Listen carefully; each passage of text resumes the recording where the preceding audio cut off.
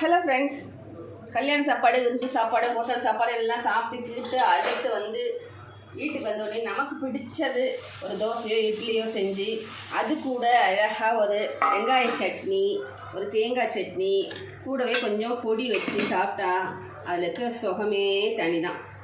என்ன இருந்தாலும் வீட்டு சாப்பாடு தான். அதில் இருக்கிற டேஸ்ட்டும் வராது வெளியில், அதில் இருக்கிற சந்தோஷமும் கிடைக்காது.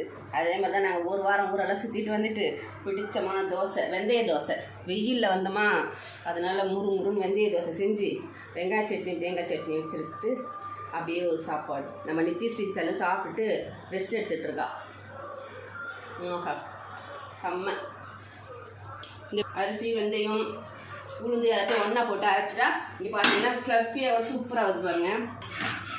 இது ஆப்பம் மாதிரி செஞ்சு சாப்பிட்லாம், இல்லை ஒன் சைடு போட்டு திருப்பி போட்டாலும் பரவாயில்ல, சூப்பராக இருக்கும். இந்த சம்மருக்கு வெந்தய தோசை